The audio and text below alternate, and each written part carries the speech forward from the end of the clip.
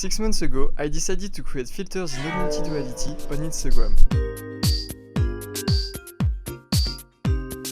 When I decided to drop out, I've launched a startup with my friend Valentin Richard called Coup d'Etat. The main goal was to help people to start a business. We made more than 50 videos and we had more than 40,000 users. And it was at this time that I fell in love with 3D. For me, 3D was kind of the next level of editing.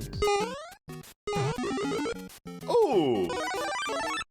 Hooray! So I started creating a lot of 3D projects, some that worked pretty well and others not at all. Mid-August 2019, I'm starting to see more and more filters on Instagram, and I remember testing them and telling myself, this is pretty cool, I would like to know how to do it. And on August 18, I basically typed on Google how to create Instagram filters, and that's where I discovered Spark AR Studio.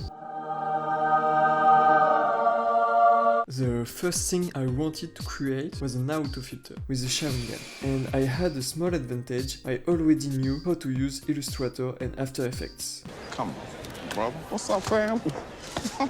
3 days later, August 21, I published my very first augmented reality filter on Instagram. It was really pleasant because my filter was quickly used all over the world. After creating my first filter, I naturally wanted to dig deeper into the subject. I had some 3D basics, but nothing more. So I decided to go back to the heart of 3D, which is to learn to model my own 3D models from scratch. Also, I wanted to learn how to create my own clothes, my own textiles in 3D to add them to my filters. I learned to model hoods, bobs, and even masks for doctors. At this point I had my clothes in 3D, but the problem was that they were all white. They didn't have a texture yet. So I again typed on Google how to texture my 3D models. I've discovered Substance Painter and I played with all the buttons and all the parameters by doing really nothing right until I got a correct level. I also learned to simulate gravity on Spark and I wrote some code. 3 months later, I get up one morning and I see a message from Facebook in my mailbox. Basically, this email says that Facebook invites me to their offices in London to participate in a huge hackathon with the best creators of filters in the world. Needless to say that I was really hyped by this email. And Facebook informs me that they pay us the plane ticket and 3 nights in a 4-star hotel right next to their offices. I was in a team of 5. We debated a long time about the project that we wanted to create and why we wanted to create it. We almost worked non-stop for 48 hours. In the end, our team came 4th out of the 16 teams, which is not bad, but I was kind of disappointed on the moment. Then, we made a big party in the heart of London all together and it was pretty damn crazy.